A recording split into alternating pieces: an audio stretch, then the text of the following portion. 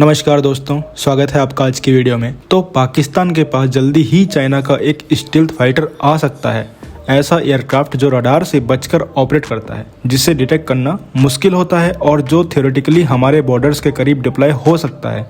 इसीलिए काफ़ी लोग कह रहे हैं कि इंडिया को इससे सीरियसली डरना चाहिए। लेकिन सवाल यहाँ से शुरू होता है कि क्या सच में हमें डरने की ज़रूरत है या फिर हम अपनी ही कैपेबिलिटीज़ को अंडरएस्टिमेट कर रहे हैं। तो आज की वीडियो में हम इसी चीज़ को लॉजिकली समझेंगे। हम कंपेयर करेंगे चाइना के J-35 और इंडिया के AMCA को, क्योंकि अगर J-35 पाकिस्तान के पास आता है तो वो डायरेक्टली इंडिया के लिए एक कॉम्पिटिटर बनेगा। लेकिन ये सिर्फ एक सिंपल कंपैरिजन नहीं होगा। हम देखेंगे टेक्नोलॉजी, कैपेबिलिटी, लिमिटेशंस और रियल वर्ल्ड फैक्टर्स, सब कुछ क्लियरली बिना हाइप के। और एंड में आप खुद डिसाइड करोगे कि क्या इंडिया को सच में डरना चाहिए या पिक्चर कुछ और ही है। और अगर वीडियो पसंद आए तो चैनल को सब्सक्राइब कीजिएगा, कमेंट कीजिएगा और अपने डिफेंस एंथुसियास्ट मित्रों को शेयर भी कीजिएगा। तो चलिए शुरू करते हैं।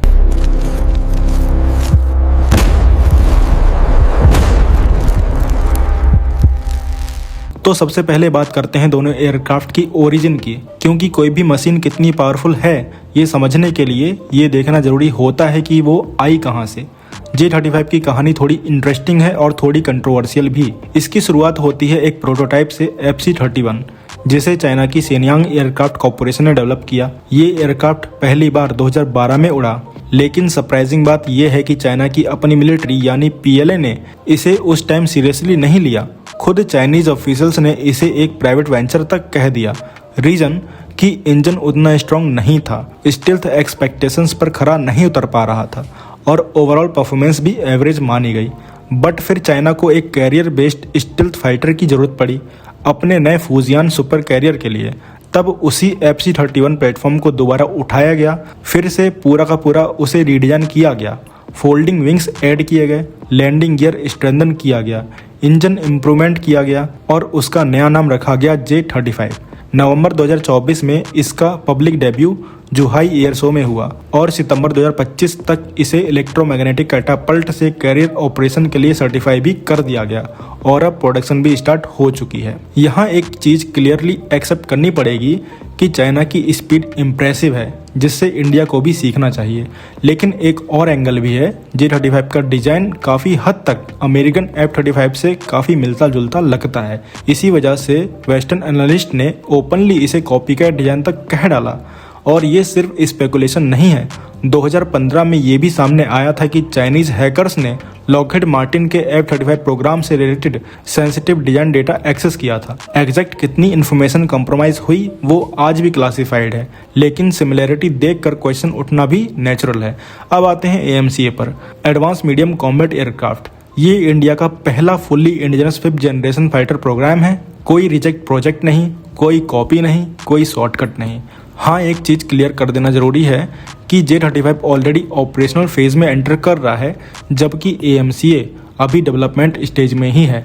फिर भी कंपैरिजन यहाँ टेक्नोलॉजी, डिजाइन फिलॉसफी और पब्लिकली अवेलेबल स्पेक्स के बेसिस पर किया जा रहा है। AMCA को डिजाइन किया है ADA ने DRDO के कोलैबोरेशन के साथ और इंडियन एयरफोर्स के स्पेसिफिक रिक्वायरमेंट्स को ध्यान में रखकर। और मार्च 2024 में CCS यानी कैबिनेट कमेटी ऑन सिक्योरिटी ने लगभग 15,000 करोड़ रुपए अप्रूव किए प्रोटोटाइप डेवलपमेंट के लिए।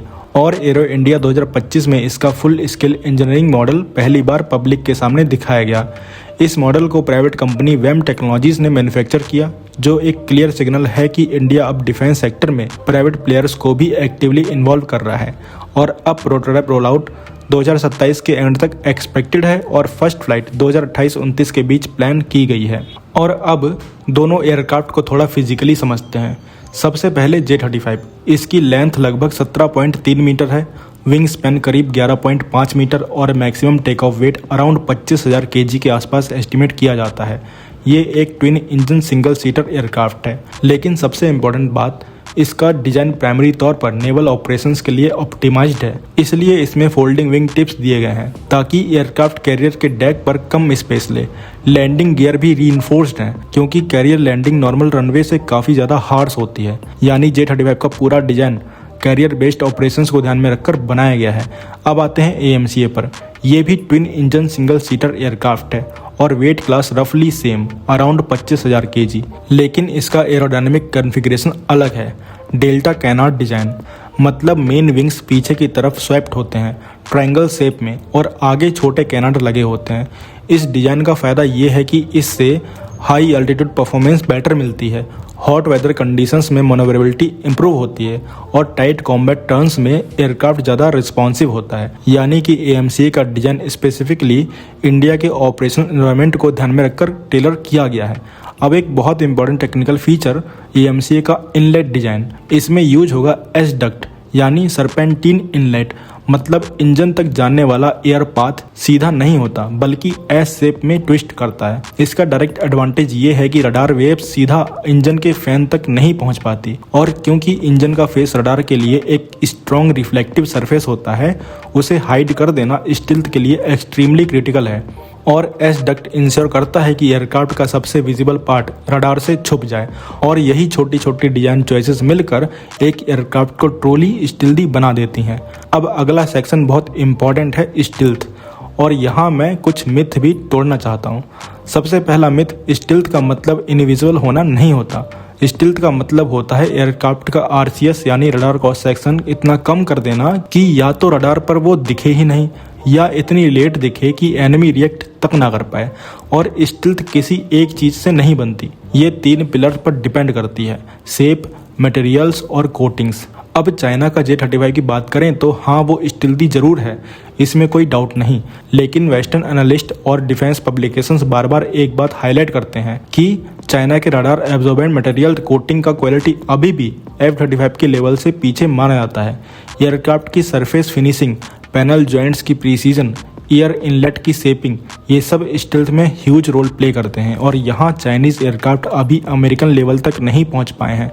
इंजन नोजल्स पर भी क्वेश्चन रेज हुए हैं क्योंकि ये एरिया रडार और इंफ्रारेड सिग्नेचर्स दोनों को इम्पैक्ट करता है। और सिर्फ स्टील्थ ही नहीं, सेंसर फ्यूजन और पायलट इंटरफेस भी मॉडर्न वॉरफेयर में इक्वली इम्पोर्टेंट होते हैं। रिपोर्ट के हिसाब से J-35 का डेटा इंटीग्रेशन और डिस्ट्रीब्यूटेड सेंसिंग अभी भी F-35 जैसा एडवांस्ड माना नहीं जाता। तो सिंपल बात, J-35 स्टील्थ है लेकिन एक स्पेक्ट्रम पर, और उस स्पेक्ट्रम में वो F-35 से क्लियरली पीछे आता है। चाइना क्लेम करता है कि J-35 का RCS लगभग 0.01 स्क्वायर मीटर है, जो थियोरेटिकली F-22 के कंपेरेबल है, लेकिन रियल वर्ल्ड परफॉर्मेंस सिर्फ नंबर से डिसाइड नहीं होती, उसमें कोटिंग क्वालिटी, मेंटेनेंस और ऑपरेशन कंडीशन का भी बड़ा रोल होता है। अब अगर इंडिया के AMCA की बात करें तो यहाँ अप्रोच थोड़ी डिफरेंट और स्ट्रॉन्गर लगती है क्योंकि AMCA में एस डक्ट यानी सरपेंटीन इनलेट यूज हो रहा है जो इंजन फैन को रडार से हाइड करता है। इसका प्लेटफॉर्म अलाइनमेंट यानी overall shape design stealth optimisation के लिए केयरफुली इंजीनियर्ड है। और सबसे important, radar absorbing material coating India खुद डेवलप कर रहा है। सबसे बड़ा डिफरेंस ये है कि AMCA को स्टार्टिंग से ही स्टील्थ एयरक्राफ्ट के रूप में डिजाइन किया गया है, किसी एग्जिस्टिंग डिजाइन को मॉडिफाई करके नहीं। अब करंट सिचुएशन देखें तो इंडिया के पास already strong counter measures available हैं। Rafale specially low observable target को डिटेक्ट करने के लिए ऑप्टिमाइज है। S-400 air defence system long range coverage देता है और फ्यूचर में तेजस MK2 में उत्तम एसर रडार आने वाला है। मतलब चाहे J-35 आए भी, इंडिया के पास उसका एक लेयर्ड और क्रेडिबल काउंटर ऑलरेडी अवेलेबल है। और अब चलते हैं अगले सेक्शन पे, इंजन। तो इंजन किसी भी एयरक्राफ्ट की जान होता है। मॉडर्न जेट इंजन के अंदर इतना ज़्यादा टेम्परेचर होता है कि नॉर्मल स्टील तुरंत मेल्ट हो जाए, इसलिए उनमें स्पेशल सुपर अलॉयज यूज होते हैं। सेरामिक थर्मल बैरियर कोटिंग लगती है और कॉम्प्लेक्स इंटरनल कूलिंग चैनल बनाए जाते हैं। और एक इम्पॉर्टेंट बात, ये चीज़ें सिर्फ बुक्स पढ़कर नहीं आती, इसके लिए दशकों का रियल वर्ल्ड एक्सपीरियंस चाहिए होता है और एक्सपीरियंस कॉपी नहीं किया जा सकता। अब अगर चाइना की बात करें तो इंजन उसकी सबसे बड़ी वीकनेस रही है। काफ़ी टाइम तक वो रशियन इंजन पर डिपेंडेंट रहे। J-35 के लिए उन्होंने WS-19 इंजन डेवलप किया है जो एक जेन्युइनली चाइनीज डिजाइन है और कैरियर पे टेस्टेड भी हो चुका है। रिपोर्ट के हिसाब से ये लगभग 110 से 116 किलोन्यूटन थ्रस्ट जनरेट करता है और एयरक्राफ्ट अब फ्लाई भी कर रहा है। लेकिन यहाँ एक इम्पॉर्टेंट कैच भी है। एक्सपर्ट्स का कहना है कि चाइना की सबसे बड़ी चैलेंज हमेशा से ये रही है कि वो लार्ज स्केल पर रिलायबल और हाई परफॉर्मेंस टर्बोफैन इंजन बना नहीं पाए हैं। अगर इंजन वीक या अनरिलायबल हुआ तो सिर्फ स्पीड ही नहीं बल्कि पूरी ऑपरेशन रेडीनेस इम्पैक्ट होती है। और सुपर क्रूज कैपेबिलिटी यानी बिना आफ्टरबर्नर के सुपरसोनिक स्पीड मेंटेन करना अभी तक J-35 में कंफर्म नहीं हुई है। और कैरियर ऑपरेशन जैसे हार्श कंडीशन में लॉन्ग टर्म रिलायबिलिटी भी अभी फुल्ली प्रूवन नहीं है। अब यहाँ इंडिया की बात करें तो यहाँ मैं कुछ छुपाऊंगा नहीं, कावेरी इंजन प्रोग्राम इंडिया के लिए एक पेनफुल लेसन रहा है, इसलिए हम अब भी फॉरेन इंजन्स पर डिपेंडेंट हैं। लेकिन डिफरेंस यहाँ आता है, इंडिया ने अपनी गलती एक्सेप्ट की और स्मार्ट डिसीजन लिया। AMC Mk1 के लिए GE F414 इंजन सेलेक्ट किया गया जो ऑलरेडी बैटल प्रूवन है और FA-18 सुपर हॉर्नेट में यूज होता है, जो कि रिलायबल है और टेस्टेड भी है। और सबसे इम्पोर्टेंट अपडेट, जुलाई 2025 में ऑफिशियली कंफर्म हुआ कि फ्रांस की सेफ्रन कंपनी इंडिया के साथ मिलकर एक 120 किलोन्यूटन क्लास का एडवांस जेट इंजन डेवलप करेगी। ये लगभग 61,000 करोड़ रुपए का प्रोजेक्ट है जिसमें इंडिया को अराउंड 250 इंजन चाहिए होंगे। इसका टेस्टिंग फेज 2028 के आसपास स्टार्ट होगा और 2035 तक प्रोडक्शन का प्लान है। तो ओवरऑल इंडिया का अप्रोच स्लो है लेकिन ऑनेस्ट और सस्टेनेबल है, जहां टेक्नोलॉजी पार्टनरशिप के थ्रू डेवलप हो रही है, शॉर्टकट से या कॉपी से नहीं। अब आते हैं एवियोनिक्स पर। यही वो फैक्टर है जो डिसाइड करता है कि कौन पहले आइडेंटिफाई करेगा, पहले टारगेट करेगा और जीतेगा।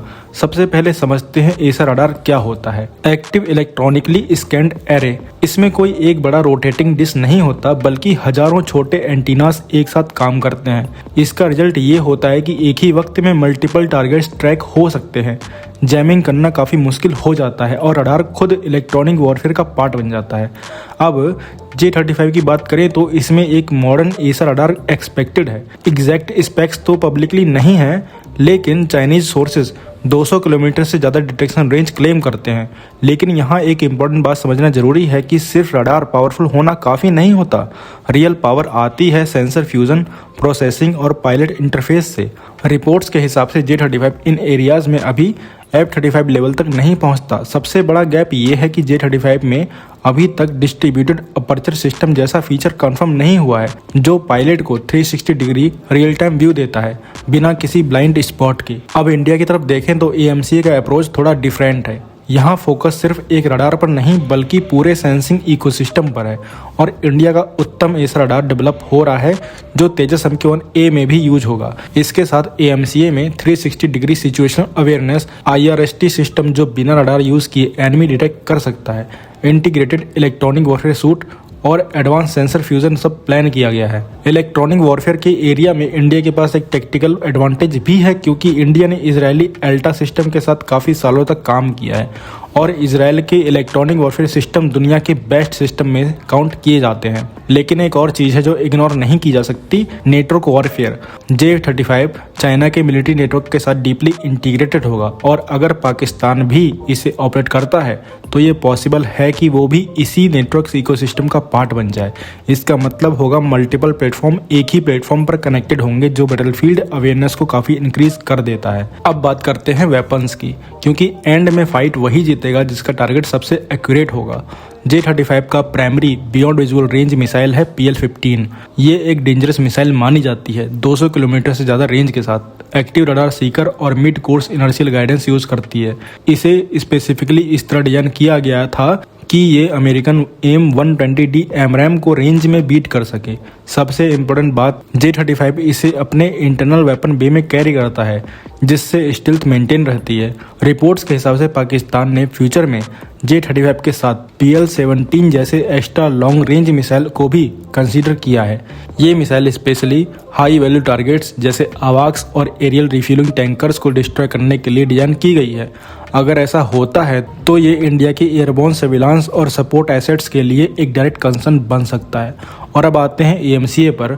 इंडिया का अपना इंडिजिनस मिसाइल है अस्त्र Mk1 ऑलरेडी 70 से 80 किलोमीटर रेंज डिलीवर करती है और अस्त्र Mk2 जो SFDR टेक्नोलॉजी पर बेस्ड है 150 किलोमीटर रेंज टारगेट करती है।